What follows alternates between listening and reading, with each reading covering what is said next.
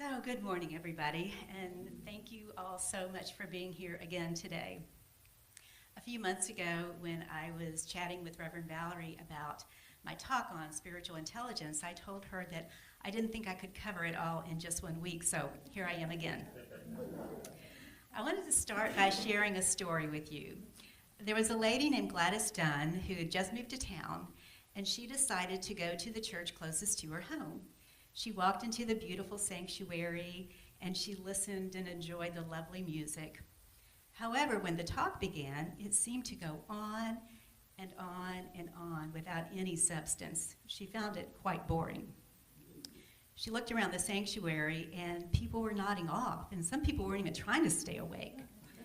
So finally the talk ended, and when the service was over, she turned to the gentleman who was seated beside her, who still looked a little bit sleepy, and she said, "Hello, I'm Gladys Dunn." And he said, "You and me both." So I hope you don't have that experience here today, but if I see you nodding off, I will try and wrap it up pretty quickly. Last week, I started the talk on spiritual intelligence, and just as a reminder, spiritual intelligence is defined by Cindy Wigglesworth, the author of SQ21, the 21 Skills of Spiritual Intelligence, as the ability to live from a place of wisdom and compassion while maintaining inner and outer peace, no matter the apparent chaos of the situation. And last week I spent a little bit of time talking about wisdom, compassion, inner peace, and with a lot of focus on self-awareness. So just as a short recap if you weren't here, spiritual intelligence helps us to develop more self-awareness of our thoughts, our words, and our actions. It inspires us to find purpose and meaning in life by recognizing that we are all interconnected. It allows us to cultivate that inner peace so that we can become the calm in the storm. And it encourages us to become more compassionate as we treat ourselves and others with respect and kindness.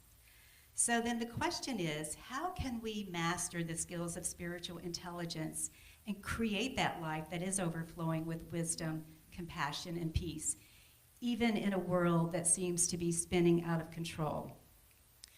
For me, this means to continue to grow and to evolve spiritually. It means living intentionally and on purpose. And it means seeking guidance from my higher self and giving my higher self the upper hand over my ego. In her book, Cindy asked a really thought-provoking question. Who is driving your life? Are we living intentionally? Are we living on purpose? And in a world that often moves at the speed of distraction, living intentionally might seem like a radical idea. It actually requires us to make a choice to step out of autopilot mode and into the driver's seat of our lives. So when we do this, we're really better able to align our actions and our own personal values. We're able to live with that passion that we have, and we're able to create the life of our dreams. As I continue to grow spiritually, and as I tell you all the time, I'm definitely a work in progress. I don't stand up here to tell you what to do. I stand up here to tell me and remind me what to do. But I try to ask myself, okay, what am I doing, and why am I doing it? Do the choices that I'm making reflect who I really am? Am I being true to myself rather than conforming to what other people think or expect of me? And the answers to these questions really do become the compass of my road life, or my trip here in this world. So, and there was a time in my life when I felt like a chameleon. I could change my being to be whatever anybody expected or wanted me to be. I could adapt to what others expected. I could adapt to please everybody else at the expense of my own true self. It may come as no surprise to some of you that one of my greatest lessons in life is a quote by Wayne Dyer, and he said, "I am not here for the good opinion of others." That is how I now try to create my life. I try to create my life that feels right in my soul and not one that just looks good to other people. Intentional living is not about perfection. Rather, it is about awareness and slowing down long enough to consider, Is this how I want to spend my life? Is this how I want to spend my time? Is this how I want to spend my energy? Clarity and being fully present are cornerstones of intentional living. When I am fully present in life, I can see the beauty in everything and in every moment. I listen more deeply, I love more fully, and I am able to experience life not as a speeding blur, but as a true blessing. Clarity allows us to see what matters most to us, whether it's your family, your spirituality, your creativity, being of service, or a sense of peace. Knowing what inspires us will help us to shape our lives around those values. Without clarity, it's so easy to drift and to say yes to things when they really don't serve us. Right, Elaine? Elaine and I had a conversation about that in the parking lot, where oftentimes you say yes and it doesn't serve you or it's not right for you, but you say yes anyway. Without that clarity, sometimes we drift and we wake up one morning and we wonder, how did I get so far away from my true and sacred self? And I know I've been there. But when we live intentionally, we get to make choices and decisions on purpose, not by default. So think about saying no to what does not align with your values. Saying yes to whatever lights you up. Letting go of anything that doesn't serve you any longer. And creating space in your life for what truly does matter. The good news is that at any moment, if we have that opportunity to choose again, if we find ourselves in a place that feels heavy or inauthentic. Every day, in every moment, we have a blank canvas. Every choice we make is a brushstroke on the canvas of life. So, what kind of masterpiece are you creating? Mindfulness, gratitude, and stillness are very powerful tools that we have in our toolbox to help us cultivate this life and live intentionally. Because those tools will help slow us down, tune in to our higher vibration, and truly savor the richness of life. I've also learned that I don't have to have it all figured out. I just need to trust my inner wisdom and take that next right step. When we embody intentional living, we become a light for others. Our clarity inspires clarity for them. Our courage gives them the mindset to be courageous. And when we are authentic, we create a space for others to shine their light out into the world. So intentional living is not just about our own spiritual journey. It truly is a gift we give the world. So let your life be a reflection of what's in your soul. Live with heart, live with joy, live with kindness. And when we live intentionally, we are not forcing life to bend to our will. Rather, we are aligning our higher selves, living our purpose, doing what is ours to do, and co-creating how we want to show up in this world.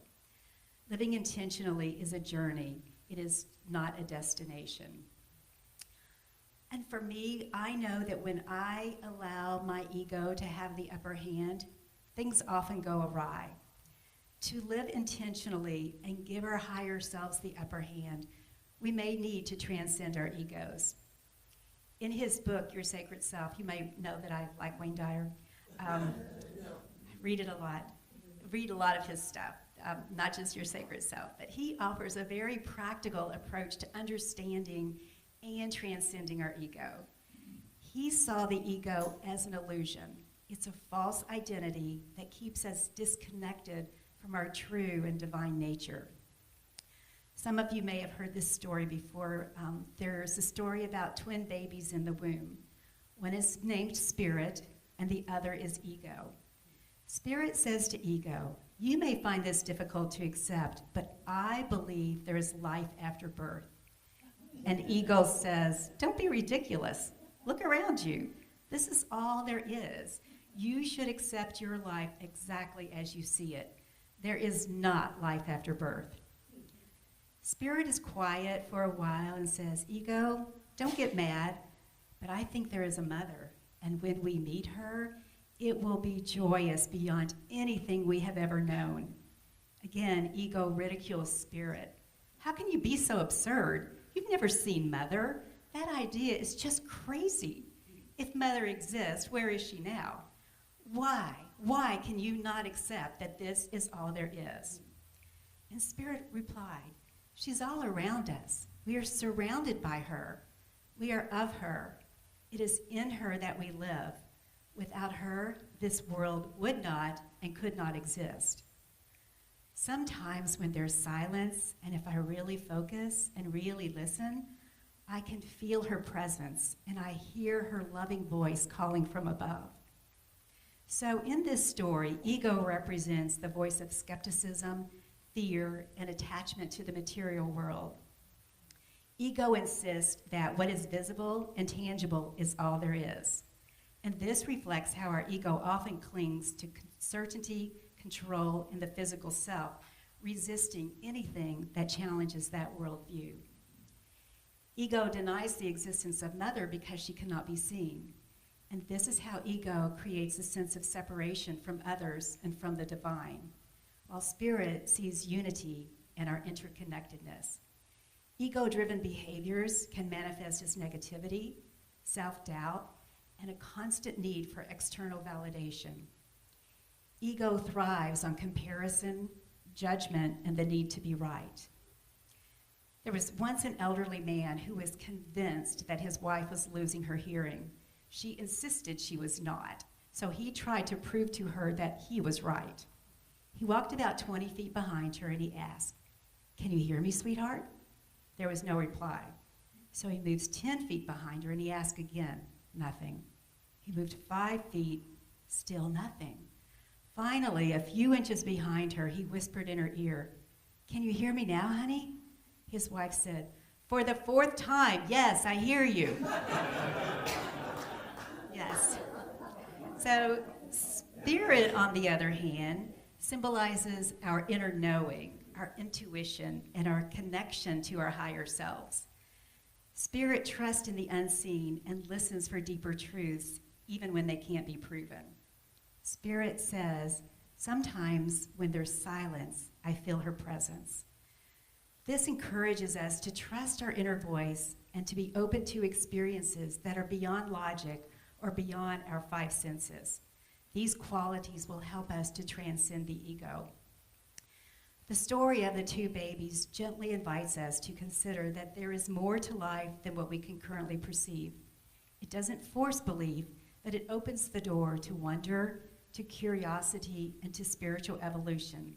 And those are qualities that soften the ego's rigid grip on us. How do we lessen our ego's grip and give our higher self the upper hand?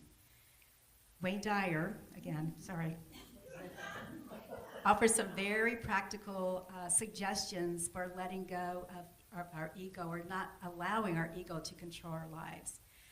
He says, let go of holding a grudge.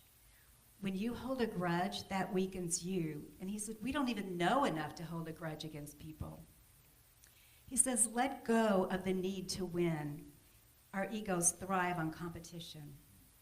Let go of the need to be right. Choose peace over pride.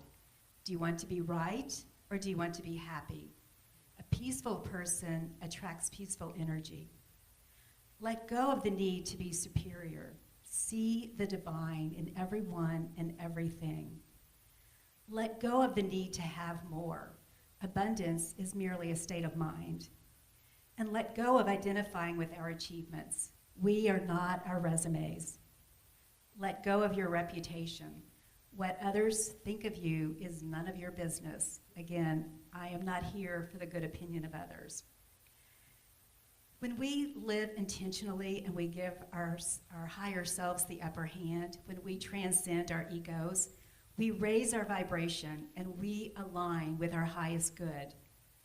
Love, and not the potato kind. If you were here last week, you know what I mean. Love is the highest vibration and the most powerful force in the universe. When we choose love over fear or judgment or resentment, we will naturally raise our vibrations.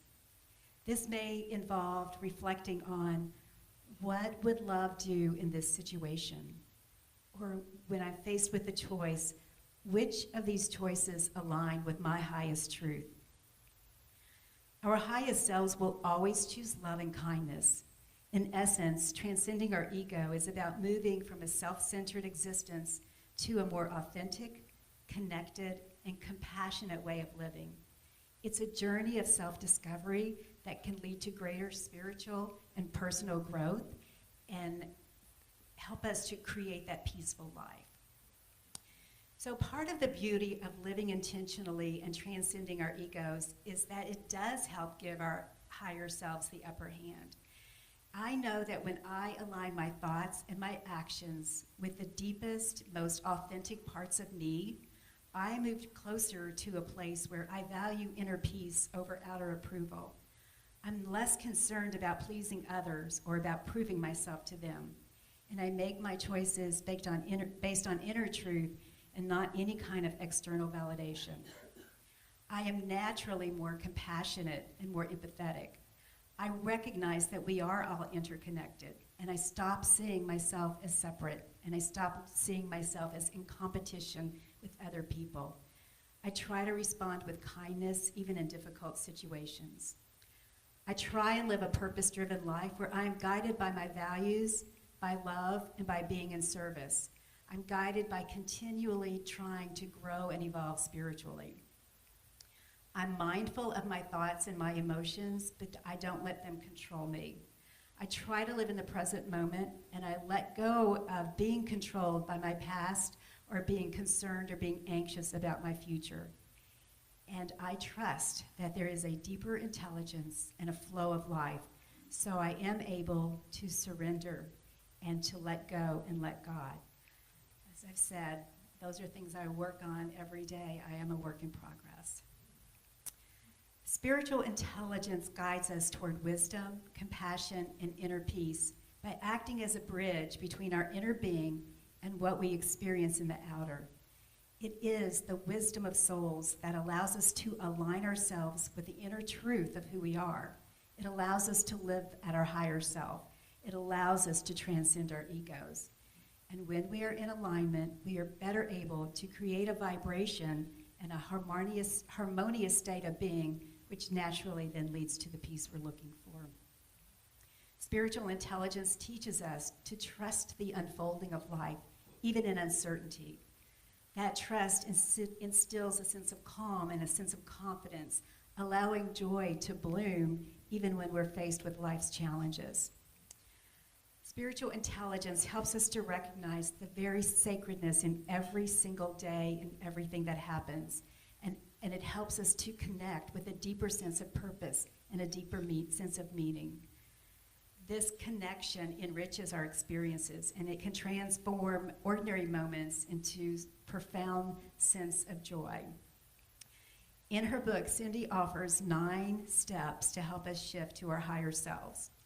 The first thing is just to stop, to pause our thoughts and pause our actions and just stop. The second step is to breathe. Intentionally take that breath. Ask for help from our higher selves. My go-to mantra when I'm faced with a challenge is, show me the way. And I just sit and meditate on that. Then observe yourself. Observe your physical reactions and your emotional reactions. Identify and embrace any ego concerns. Has my ego taken over this situation? Then look deeply for the root causes of ego concerns. Why am I feeling this way, or why am I responding this way? Reframe the situation with new eyes. For me, that means looking at the world through the other person's lens. And then focus on something to be grateful for. There's always something to be grateful for. I wake up in the morning and I hear the birds singing outside my window. Or I wake up in the morning, that's something to be grateful for. And then choose a spiritually intelligent response. Choose love over fear. As we continue our journey and our commitment to mastering spiritual intelligence, remember that growing spiritually is not a destination. It is a way of being. It's the quiet strength that helps us navigate life with wisdom, compassion, and peace. It is the still small voice within that reminds us who we truly are, even if the world is trying to tell us otherwise. Living intentionally is our sacred invitation to step into each and every day with clarity and purpose. It is the conscious choice to align our lives with our deepest values and to create a beautiful, joyful life that truly does reflect the truth of our souls. Transcending the ego is not about denying our humanity. Rather, it's about embracing our divinity. It's about choosing love over fear, unity over separation, and authenticity over the approval of others. So today, I invite you to get in touch with and live from your higher self. Let your thoughts be guided by wisdom. Let your words be rooted in kindness. Let your actions be fueled by love. Be the light that you are and shine boldly, love deeply, live intentionally. And when in doubt, ask yourself, what would love do? May you walk forward today with courage and grace and an unwavering faith in the divine presence in your life that is within you and all around you. Thank you.